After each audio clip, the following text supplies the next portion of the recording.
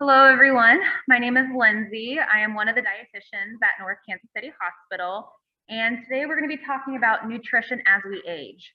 So for those of you in person today, you all have some handouts of a lot of things we're going to be talking about today.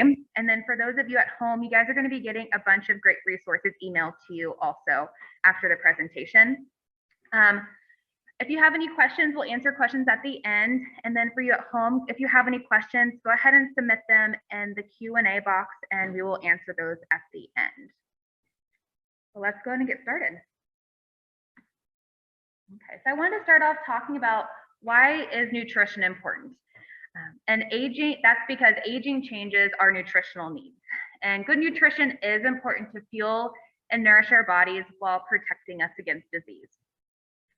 Nutrition also lowers our cholesterol, improves our inflammatory conditions such as rheumatoid arthritis, promotes our heart health, helps maintain a healthy weight, and reduces our risk of Parkinson's disease, type 2 diabetes, Alzheimer's disease, and various forms of cancer. Here are some basic tips to try to incorporate with some healthy eating as we age. Try to do 3 small meals and 1 to 3 snacks spaced evenly apart. Try not to skip meals or snacks, and have a snack if meals are spaced more than 4 to 5 hours apart for a variety of reasons. One, just to help your blood sugar, your metabolism, but also helps prevent overeating later on in the day. Eat a variety of foods and colors, select foods high in fiber frequently. We'll talk more about that one. And try to monitor your portion sizes to avoid overeating. The first step is to start making healthy choices within each food group, or our macronutrients, which are carbohydrates, protein, and fat. And we'll talk a little bit more about those. Protein is like your meat, your eggs, fish, cheese, peanut butter, nuts. Protein is really important as we age because it's required for our tissue repair, building lean muscle mass, more so maintaining our muscle mass, and our immune system function, along with a variety of other things. Then we have our fats, which are our oils, butter, margarine, salad dressings, nuts, and seeds. We need fats in our diet because it's a slow burning source of energy and we need it to absorb several vitamins. Then we have carbohydrates. Carbohydrates are bread, rice, pasta, fruit, milk, yogurt, peas, corn, potatoes, and a lot of our sweetened snack foods. The primary function of carbohydrates is to provide us with energy for the body, especially the brain and nervous system. So we really need all 3 of these for a well-balanced diet.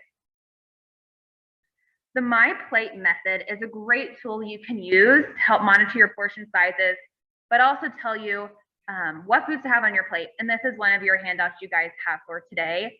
And we're gonna kind of talk about this more in depth.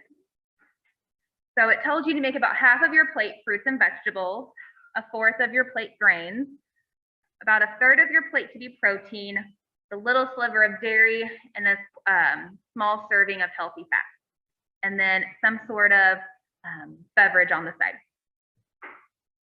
So more specifically, when it comes to your fruits and vegetables, again, make half your plate fruits and vegetables if you can. When it comes to your fruits and vegetables, it can be canned, it can be fresh, it can be frozen. It's better than, not getting your fruits and veggies at all.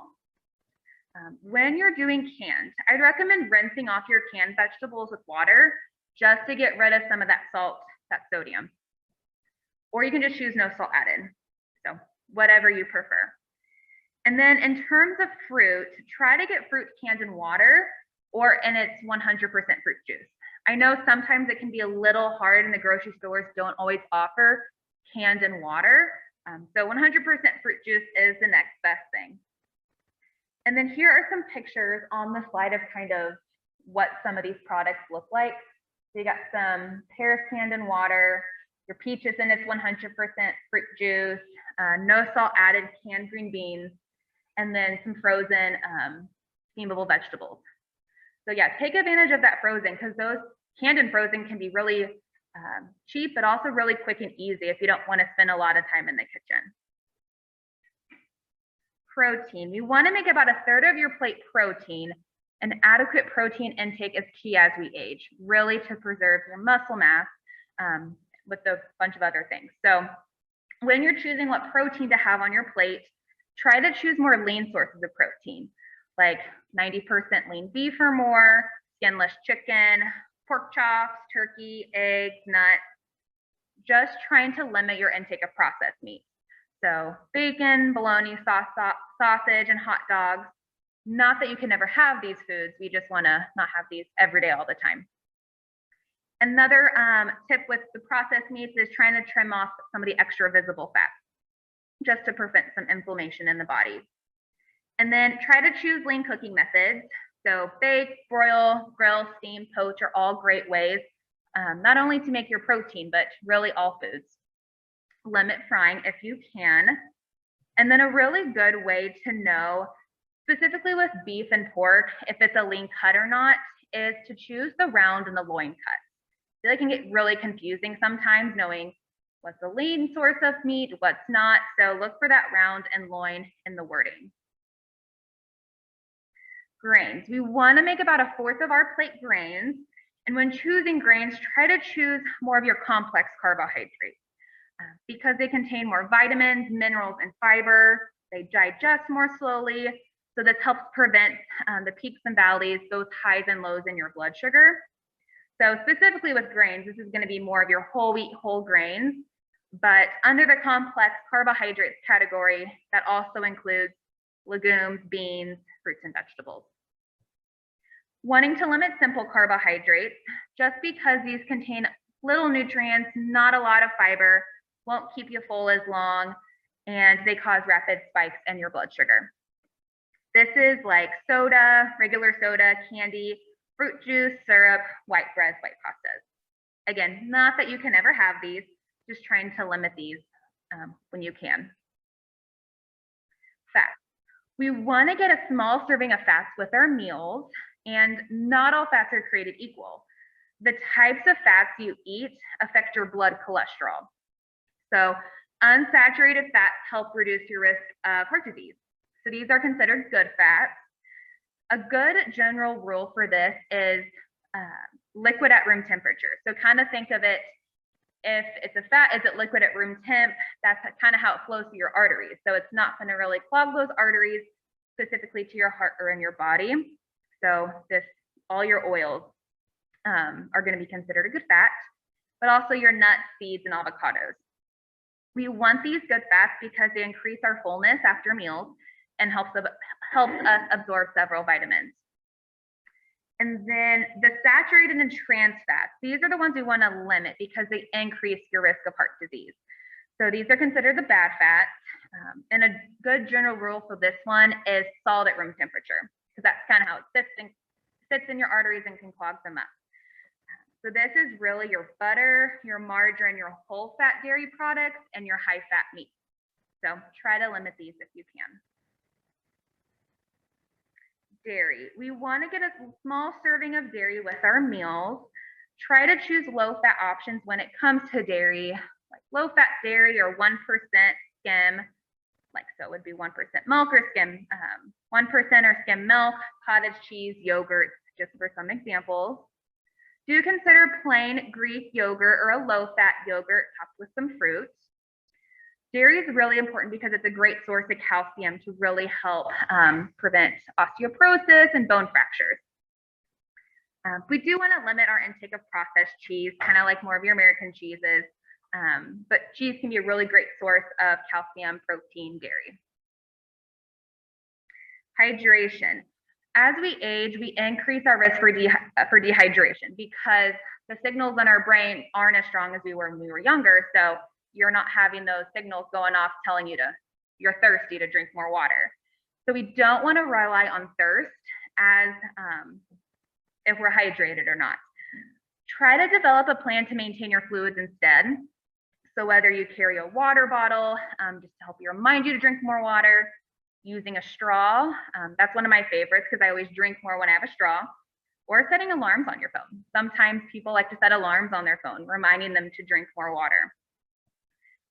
Hydration is really important because it increases our energy, increases our fullness with meals, but also helps relieve constipation. The goal for hydration is 64 ounces or 8 cups a day. Everyone's different, has different needs, but that's a good general range to start with. You can always drink more. If you have trouble getting enough water in, feel free to try Crystal Light, Mio, Propel, Gatorade Zero, lemon, carbonated water, something to enhance that water to make it more enticing for you to drink. Other considerations when it comes to hydration is just wanting to watch the liquid calories and added sugar from a lot of your sugar sweetened beverages, just because a lot of times they cause inflammation. So on here, you'll see sports drinks have 16 teaspoons of sugar. Your fruit juice has 10 teaspoons of sugar. Soft drinks was the first one. Sports drinks is 15 teaspoons of sugar. Energy drinks has 9 teaspoons of sugar, and water has none. So completely fine to have these every once in a while, trying to limit your intake, but really trying to focus on water. Fiber. So we've talked a lot about fiber already. Fiber contributes to your digestive health, keeps your bowel movements regular, increases fullness, regulates blood sugars, and it lowers your LDL cholesterol or your bad cholesterol. So because of this, you want to select high fiber foods frequently, and you get fiber from whole grains, beans, legumes, fruits, and vegetables. Strive for a goal of 25 to 30 grams of fiber a day, 25 more so women, 30 for men, or as tolerated. That can be a lot of fiber. So if you do want to increase your fiber, increase it slowly over time, drink plenty of water, and get some sort of activity or movement. Because if we increase our fiber too much at once, we're going to have some GI issues, more so constipation, and that's no fun. But since this can be a lot, do consider a Metamucil supplement, but always talk to your doctor first. It's really common as we age to have a poor appetite or decreased appetite or even some unintended weight loss. So if you are having something similar, here are some tips to kind of help you with that. So instead of, maybe kind of more large meals, try to do more small, frequent meals. So eating 4 to 6 times today, just because smaller meals and more snacks, you're able to just kind of get more food in throughout the day and not feel so stuffed. Eat foods high in protein first at meals. So if you know you're not going to eat a lot, protein is going to be the one food you want to make sure you get at all meals. And then after you eat your protein, kind of eat whatever sounds good to you then. Eat high calorie and high protein foods such as cheese, whole fat dairy, nuts, seeds, and avocados. That's kind of a healthy way to get extra calories instead of just eating junk food all the time to try to gain weight. Adding gravies and sauces to meat, poultry, and side dishes is a really great way to add calories because it doesn't really fill you up too much. You can also do some sort of milkshake or meal replacement nutrition supplement in between your meals. And down there at the bottom, there's a picture of Ensure and Boost. Those are 2 really common nutrition drinks packed full of calories and protein, just to kind of help you get a little extra nutrition. But use whatever nutrition supplement you like. Those are just the 2 most popular ones. Taste changes is also really common with aging because your taste buds change when you age. So foods may taste different. Foods you may love, used to love, you may now hate, and vice versa. So try to eat foods that are bland to start with, and then you can add flavor. You can never take flavor away. So try it bland first. Try colder foods, since hot foods can have a strong taste. You can also add seasonings to food, and we'll talk more about that one on the next slide. Use sour candies, mints, gum before or after your meals if your mouth is dry, or just to kind of cleanse that palate a little bit. And brush teeth regularly and use mouthwash. That's kind of one of my favorite ones. Yeah, brushing teeth and using mouthwash before or after meals can kind of help really with that palate. Herbs and spices. We want to use a variety of herbs and spices to enhance your favorite foods. Really just trying to limit your salt, your sodium intake. Use whatever herbs and spices you like. So garlic powder, black pepper, onion powder, cinnamon, whatever you can think of. Mrs. Dash or any salt substitutions are also great options. Just to, so it's just a great seasoning blend all together, and you don't have to come up with all the spices individually. We want to reduce adding salt to foods, so avoid adding salt at the table and try to limit it during cooking. But you don't have to get Mrs. Dash. That's just a really common one that has a lot of different seasoning blends for whether you're doing fruits and vegetables or it's more so for your meat. But any salt-free substitution would be a good option. Here are some tips to use when you're going to the grocery store. Just as sometimes going to the grocery store can be very intimidating and help you apply some of the things we've talked about so far. So I encourage you guys to plan out your meals each week. Make a shopping list before you go to the store. Not only it saves you money, but it keeps you on track with your eating plan. I'd also encourage you guys to know what you have before you go to the grocery store. So take an inventory of your pantry and your fridge each week before you go. So if your recipe calls for garlic and olive oil, and that's typically something you don't need to buy every time, just kind of see what you need to buy and what you don't. My favorite piece of advice is do not go hungry, because when you go hungry to the grocery store, you tend to go way over your budget and you tend to buy all the good stuff you probably don't need. So have a little snack or have a little meal. It'll definitely make it easier to pass on some of those tempting snack foods. And also the grocery list helps with that too. But buying fruits and vegetables in season tends to be a little cheaper if you're watching the budget. But also buying canned and frozen foods can also help with that. And take advantage of that grocery shopping online. This is pretty new recently, and it's a fantastic option. I know most grocery stores, if you go online, you do your grocery shopping on there and they ship it to your house. And so you don't even have to go to the grocery store, but you don't even have to get out, and you get those healthy foods that way. Meal prepping is also another option, just to kind of help you incorporate some of the things we've talked about today. Meal prepping is the process of planning and preparing meals or recipes and then portioning it out into containers to create grab-and-go meals. It's convenient, efficient, and it reduces food waste. It also reduces the temptation to eat outside your eating plan. And it allows you to have healthy, home-cooked meals without having to cook every day, which I love. So a couple of tips if you want to try meal prepping: schedule a time for meal prepping. It can be any day of the week. If you are free on a Wednesday, make it a Wednesday. If it's a Sunday or Saturday, make it that day. It can be any time that you have, as little as 15 minutes or as much as 2 hours. I would encourage you guys to start small. Some people meal prep breakfast, lunch, dinner for a whole week, and that just, if you want to do that, you can go for it, but that can just get very overwhelming. So just kind of choose one meal to start with, and whether you kind of make 2 or 3 meals at a time, that'd be a good place to start, and you can always work your way up. If you guys are going to meal prep, look at the number of servings for that recipe versus how much you want, so you know if you need to double or divide that recipe. And then make sure you have some sort of storage containers or Tupperware to put your food in. Meals on Wheels. So I want to talk a little bit about Meals on Wheels, because this is a fantastic organization that's dedicated to addressing senior isolation and hunger. This enables seniors to live nourished lives with independence and dignity.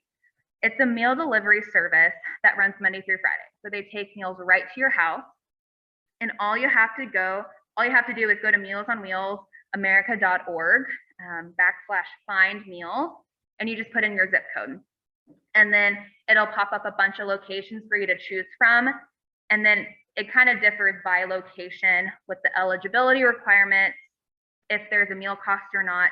If it is, it's typically really cheap, like a couple of bucks. They offer partial cost subsides, and then it'll give you the contact information, phone number and email of who to contact if you want to do the meal delivery service. Vitamin D. So vitamin D is a very important vitamin as we age, because we tend to have lower levels when we age. This is our sunshine vitamin. So we typically get vitamin D through the sunshine, but we also get it through meat, eggs, fish, dairy, fortified cereals, and fortified juice. Vitamin D is important because it helps your body absorb calcium and build strong bones and teeth.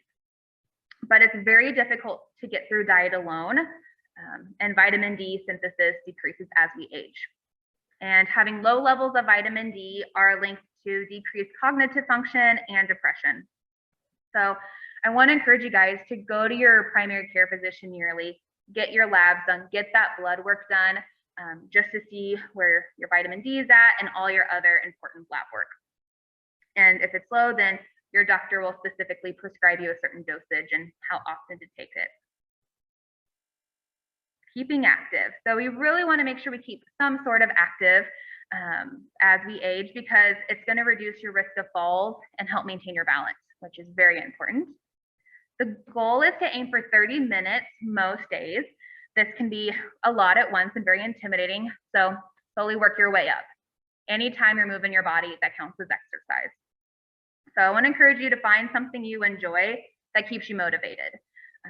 Make it something fun, not something you dread to do. So some ideas of keeping active are yoga, walking, stretching, water aerobics, online workout videos, stretchy bands, and chair exercises, just to name a few.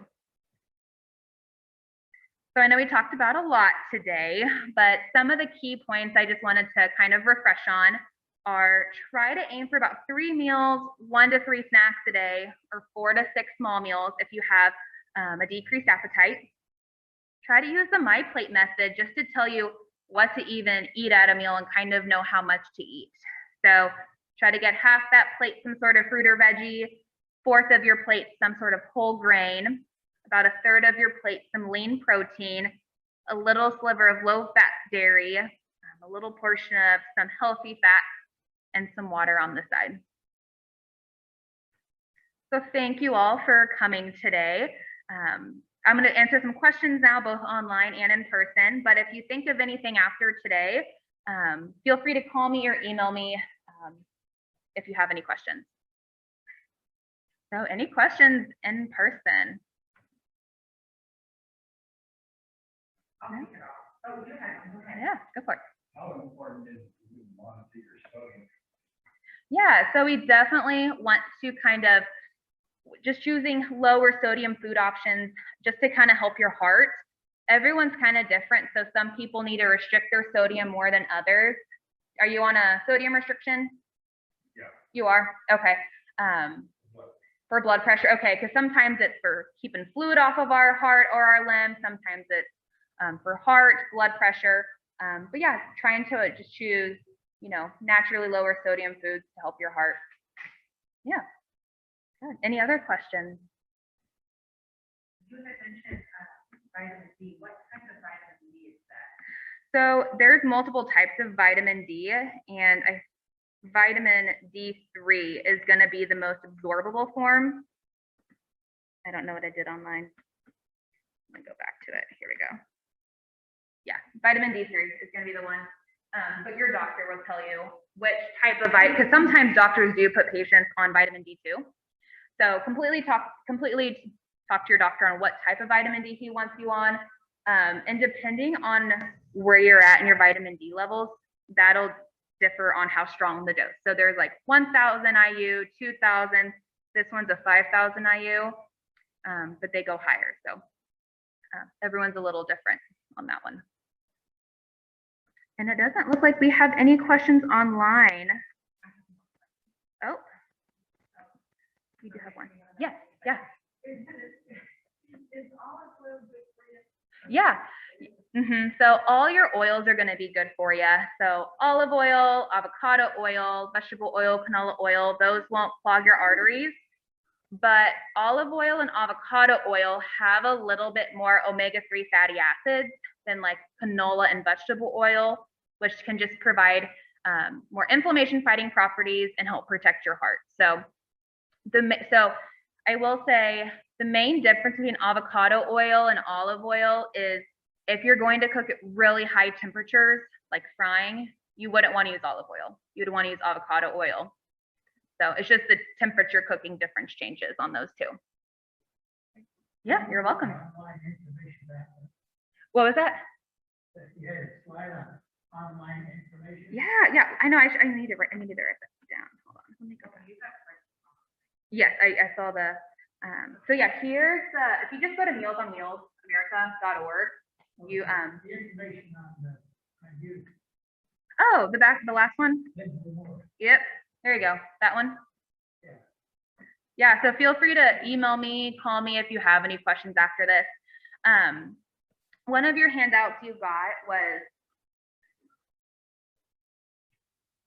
this little nutrition counseling brochure. So if you ever want to see a dietitian at North Kansas City Hospital, all you have to do is get a referral from your doctor. So yeah, so that's also another way if you wanted to see a dietitian. I will say insurance is typically really good about covering diabetes and kidney disease. And then you would just want to call the number on your insurance card to see if they cover, it's called medical nutrition therapy, which would be everything besides diabetes and kidneys, if that makes sense. Gets a little wonky with insurance. Yeah. I'm just trying to figure out like how many grams of fiber you're eating. Yeah. All these things. Is the easiest way just to look at the can or the box, the nutrition label on your food? Yeah. Yeah, so you can definitely look at the dietary fiber on your food labels. I'd also just make sure you're looking at the serving size too with that. Right, yeah. Just because sometimes those serving sizes can be really silly, usually because they're really small, but sometimes they're big. So you can look at your food labels is a really good way, or MyFitnessPal, or really any other free app that can track fiber. But MyFitnessPal would be another way to do it. MyFitnessPal. That's a good app. If you just type, not that you need to count calories, but if you just type in like calorie counter in your Apple store, it counts carbs, protein, fiber, fat. So that's also another way to do it. And it should all be free. Yeah. Okay. Is there a good substitute for butter? Yeah, so I would say in terms of cooking, I would use some sort of like olive oil or avocado oil. But in terms of, butter on toast, use butter occasionally. Butter is better than margarine, but sometimes putting hummus or peanut butter are some good options if it's like butter on toast. But in cooking, use some sort of oil if you can. Yeah. Yeah.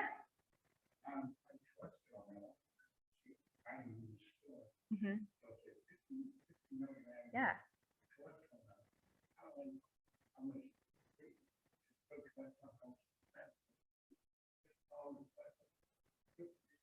Yeah, that's actually one of my favorite nutrition questions, because if you look at the back of your food label, it'll say calories, fat, cholesterol, sodium. So the cholesterol in your food has no effect on like your blood cholesterol, like your total cholesterol. Two different types of cholesterol. So ignore the cholesterol on food labels. If you are wanting to watch your own blood cholesterol, what you want to limit is the saturated and trans fats.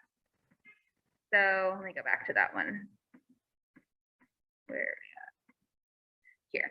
So this is the type of fat that it will raise your LDL cholesterol and your total cholesterol. So limit the saturated and trans fats, and you typically get those, butter, margarine, whole fat dairy, high fat meat, and a lot of your pre-packaged snack foods. So that's a. Is there any margarine that are pretty safe to use? I would say it's all pretty much the same. Butter's better than margarine, just because it's more natural. Still would want to limit it, but oils are better than butter, if that makes sense. Yeah, any other questions?